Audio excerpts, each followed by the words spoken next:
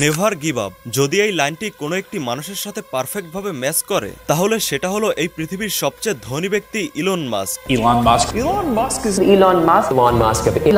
কিন্তু আজ আমরা যেই ইলন মাস্ককে পৃথিবীর সবচেয়ে ধনী ব্যক্তি বলি, ওনার জীবনেও একটি সময় এমন চলে এসেছিল যে ওনার নিজের বাড়ি না থাকার কারণে ওনাকে অফিসেই ঘুমাতে হতো। যেখানে আজকের জেনারেশনের ছেলেরা তারা তাদের জীবনে কি করতে চায় সেটাই জানে না, সেখানে ইলন মাস্ক মাত্র 12 বছর বয়সে নিজের প্রথম গেম ডেভেলপ করেন। আপনার কি মনে হয় পৃথিবীর সবচেয়ে ধনী মানুষ হওয়া এতটা সহজ?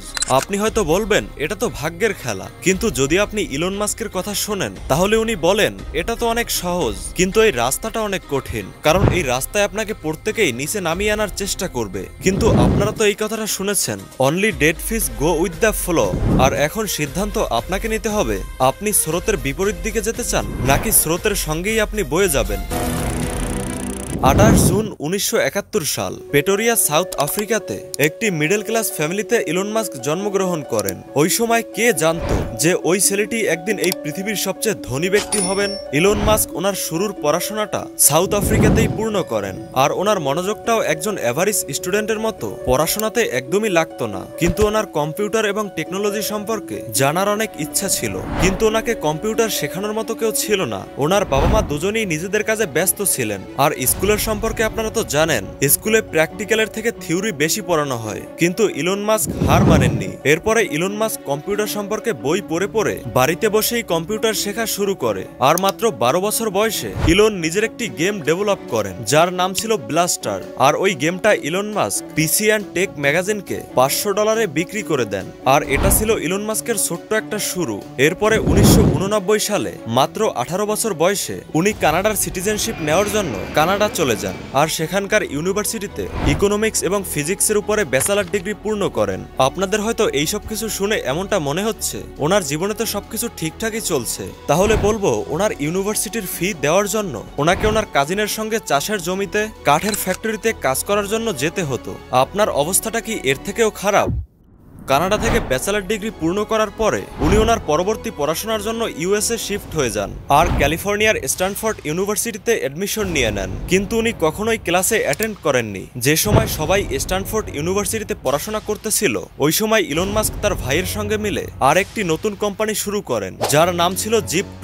পরবর্তীতে ইলন মাস্ক জিপ2 কোম্পানিকে 1999 সালে $307 মিলিয়ন বিক্রি করে দেন। আপনাদের এই সবকিছু শুনতে যতটা সহজ মনে হচ্ছে, এই সবকিছু করা ততটাই কঠিন ছিল।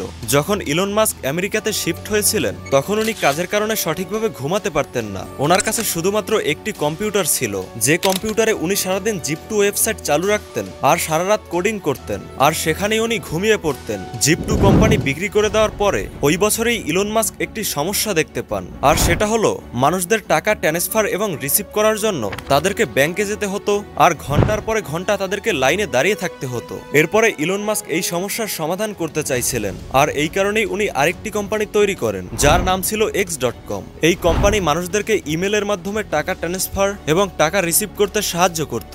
আর পরবর্তীতে X.com এবং কনফিনিটি এই দুটো কোম্পানি মার্জ হয়ে 2000 সালে পেপাল কোম্পানির যাত্রা শুরু হয়। আর এর 2 বছর পর অর্থাৎ 2002 সালে ইবে পেপালকে $1.5 বিলিয়ন দিয়ে কিনে নেন, যার মধ্যে থেকে $176 মিলিয়ন ইলন মাস্ক পান। আর এখানে যদি ইলন মাস্কের জায়গায় অন্য কেউ থাকতো তাহলে এত টাকা নিয়ে হয়তো সে শান্ত হয়ে যেত, কিন্তু ইলন মাস্ক এর একদমই উল্টো কাজ করেন। এখন ইলন মাস্কের কাছে অনেক টাকা ছিল, জীবনে সবকিছু ঠিকঠাক চলছিল, আর ওই সময় ইলন মাস্কের ইন্টারেস্ট স্পেসের সম্পর্কে বাড়তে শুরু করে। এরপরে 2003 সালে ইলন মাস্ক রাশিয়া যান, আর সেখান থেকে তিনি 3টি রকেট কিনতে চান। আর এক একটি রকেটের মূল্য $8 মিলিয়ন হওয়ার কারণে উনি পুনরায় আমেরিকাতে ফিরে এসে রকেট সায়েন্স নিয়ে পড়াশোনা শুরু করেন। আর এর 1 বছর পর জিপ2 এবং পেপাল বিক্রি করে যে টাকা হয়েছিল তার মধ্যে থেকে $100 মিলিয়ন ব্যবহার করে ইলন মাস্ক একটি নতুন কোম্পানি শুরু করেন যার নাম ছিল SpaceX, যা ফিউচারে ইলন মাস্কের জীবনে ডাউনফল নিয়ে আসতে পারত।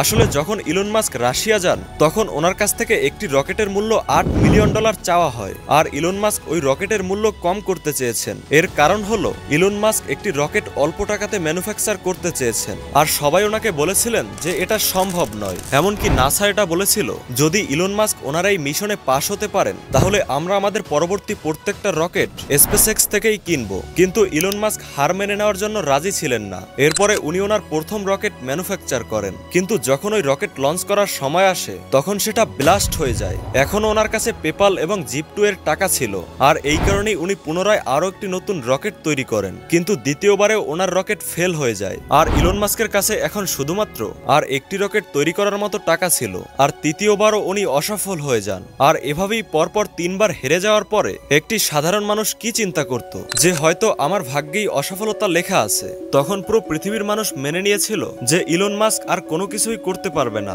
ইলন মাস্ক হয়তো এবার হার মেনে নিবে। এছাড়া কোম্পানির প্রত্যেকটি এমপ্লয়ি ইলন মাস্কের উপরে অভিমান করেছিল, কারণ ইলন মাস্ক এসে তাদেরকে বলেন যদি আমার হার মেনে নেওয়ারই হতো তাহলে আমি প্রথম চেষ্টা করার পরে হার মেনে নিতাম, কিন্তু এখন আমরা অনেক এগিয়ে চলে এসেছি, তাই এখন আমরা আরো একবার ট্রাই করতে চাই। এরপরে উনি অনেক জায়গা থেকে ধার দেনা করে পুনরায় নিজের কাজ করা শুরু করেন। ইলন মাস্ক খুব ভালো করে জানতেন যদি এইবার উনি ফেল হয়ে যান তাহলে উনি যেখান থেকে শুরু করেছিলেন পুনরায় সেখানেই ওনাকে ফিরে যেতে হবে। কিন্তু বলা হয় আল্লাহ তাআলা আপনাকে কতবার হারাবেন, কখনো না কখনো আল্লাহ তাআলাকে দয়া করতেই হয়। আর এরপর চতুর্থবার যখন রকেট লঞ্চ করেন তখন ওই রকেট লঞ্চ সাকসেসফুল হয়ে যায়, যেখানে একটি সময় ইলন মাস্কের কাছে রকেট ম্যানুফ্যাকচার করার জন্য টাকা ছিল না, আর সেখানে আজ স্পেসএক্স $210 বিলিয়ন কোম্পানি হয়ে গেছে। ইলন মাস্ক সবসময় ভবিষ্যতের কথা চিন্তা করেন, আর সেটা অল্প টাকাতে রকেট লঞ্চ করা হোক অথবা রিইউজেবল রকেট তৈরি করা হোক, যেখানে বাকি কোম্পানিগুলো এইসব কিছু চিন্তা পর্যন্ত করতে পারে না, সেখানে ইলন মাস্ক এই পৃথিবীকে বারবার অবাক করে দিয়েছেন। 2004 সালে টেসলা মোটরসে ইনভেস্ট করেন, আর এরপরে উনি টেসলা কোম্পানির চেয়ারম্যান হয়ে যান। আর 2008 সালে উনি টেসলা কোম্পানির সিইও হয়ে যান। 2006 সালে ইলন মাস্ক ইনভেস্ট করেন সোলার সিটি কোম্পানির উপরে। পরবর্তীতে টেসলার দ্বারা সোলার সিটি কোম্পানিকে কিনে নেওয়া হয়, আর 2016 সালে কোম্পানির নাম পরিবর্তন করে রাখা হয় টেসলা এনার্জি। এরপরে 2013 সালে উনি শুরু করেন হাইপারলুপ কোম্পানি। এরপরে 2015 সালে শুরু করেন ওপেন এআই কোম্পানি, যে কোম্পানি আর্টিফিশিয়াল ইন্টেলিজেন্সের উপরে রিসার্চ করেন। ওই একই বছরে উনি আরো একটি কোম্পানি শুরু করেন যেটা হলো নিউরালিঙ্ক। এরপরে উনি দ্য বোরিং কোম্পানি শুরু করেন, যে কোম্পানি টানেল কনস্ট্রাকশন করতে সাহায্য করে। এরপরে 2022 সালে ইলন মাস্ক টুইটার কিনে নেন $44 বিলিয়ন দিয়ে। এরপরে উনি টুইটারের নাম পরিবর্তন করে এক্স রাখেন। এরপরে উনি 2023 সালে এক্স এআই লঞ্চ করেন। আর এই সমস্ত কোম্পানির কোফাউন্ডার হলেন ইলন মাস্ক, যে ইলন মাস্ককে একটা সময় ইউনিভার্সিটির ফি পেমেন্ট করার জন্য চাষের জমিতে কাঠের ফ্যাক্টরিতে কাজ করতে হয়েছে। আজ সেই মানুষটি পৃথিবীর সবচেয়ে ধনী মানুষ হয়েছে। আজ ওনার মোট সম্পত্তি 440 বিলিয়নেরও বেশি। অনেক আফসোসের কথা হলো আজকের জেনারেশনের ছেলেরা তাদের জীবনে কি করতে চায় সেটাই তারা জানে না। আপনি যদি এদেরকে জিজ্ঞেস করেন তুমি তোমার জীবনে কি করতে চাও, তাহলে তারা হয়তো বলবে আমি আমার জীবনে অনেক বেশি টাকা রোজগার করতে চাই। আর এরপরে যদি তাদেরকে জিজ্ঞেস করা হয় কিভাবে রোজগার করবে, তাহলে দেখবেন তখন তারা বলবে যে সেটা আমি জানি না। আপনার উদ্দেশ্য কখনোই টাকা রোজগার করা হলে হবে না, বরং আপনার উদ্দেশ্য হতে হবে আপনার প্যাশনকে ফলো করা। যদি আপনি পড়াশোনাতে ভালো না হয়ে থাকেন তাহলে কোনো সমস্যা নেই, আপনাকে আপনার প্যাশন খুঁজে বের করতে হবে। আপনার ইন্টারেস্ট স্পোর্টসে, টেকনোলজিতে, সিঙ্গিংয়ে বা অন্য কিছুতে হতে পারে। আপনি আপনার ওই ইন্টারেস্টকে ফলো করুন। যে কাজটা করে আপনি মজা পান সেই কাজটা আপনি করুন। আপনাকে আপনার প্যাশনকে ফলো করতে হবে। এখন হয়তো অনেকে বলবে যে তার পরিবার মানবে না, কারণ তারা আপনাকে দিয়ে শুধু চাকরিই করাতে চান। তাহলে আমি আপনাকে একটা কথা বলি, আপনি যে সারাক্ষণ YouTube shorts, Instagram, TikTok, Facebook reels scroll করেন, এর জন্য কি আপনি আপনার বাবা মাকে জিজ্ঞেস করেছেন? আপনার কাছে নষ্ট করার মতো তো সময় আছে, কিন্তু নিজের স্বপ্নের জন্য কাজ করার সময় নেই। এটা তো আনফেয়ার। ইলন মাস্ক যখন স্ট্যানফোর্ড ইউনিভার্সিটিতে অ্যাডমিশন নিয়েছিলেন তখন উনি একটি ক্লাসেও অ্যাটেন্ড করতো না। এর অর্থ এটা নয় যে উনি শুধু বসে বসে ওনার সময় নষ্ট করতেন। ওই সময় উনি এত বেশি কাজ করতেন যে ওনার কাছে ঘুমানোর পর্যন্ত সময় থাকতো না। আর অন্যদিকে আপনি নিজেকে দেখুন, আপনি আমাকে কমেন্টে বলুন আপনি কি কাজ করেন। আপনি এই কথাটা তো শুনেছেন, রিস্ক হে তো ইস্ক হে, নো রিস্ক নো স্টোরি। এই কথাটার মধ্যে ইস্কের জায়গায় প্যাশনকে রাখতে হবে, তাহলে ইস্ক আপনি অটোমেটিক পেয়ে যাবেন। আর যেখানে রিস্ক আছে সেখানে মানিও আছে, তাই রিস্ক নেওয়া থেকে কখনোই ভয় পাবেন না। আমার মনে হয় না এখানে ইলন মাস্কের এক্সাম্পল দেওয়ার কোনো প্রয়োজন আছে, কারণ ইলন মাস্কের সম্পূর্ণ জীবনটাই রিস্কে গড়া। Never give up. ট্রাই তো প্রত্যেকেই করে, কিন্তু পরিবর্তন তার জীবনেই আসবে যে শেষ নিঃশ্বাস পর্যন্ত চেষ্টা করবে। ইলন মাস্কের পরপর 3টে রকেট ফেল হয়ে গেছিল, কিন্তু তারপরে উনি হার মানেননি, আর এরপরে চতুর্থ রকেট সফলভাবে লঞ্চ হয়ে গেছিল। যদি উনি চতুর্থবার ট্রাই না করতেন তাহলে হয়তো আজ ইলন মাস্ক এই লেভেল পর্যন্ত আসতে পারতেন। আর সবশেষে আমি আপনাদেরকে এটাই বলবো, আপনার মধ্যে আপনার কাজকে নিয়ে পাগলামো থাকতে হবে। এই পাগলামো হচ্ছে নিজের কাজের প্রতি ভালোবাসা।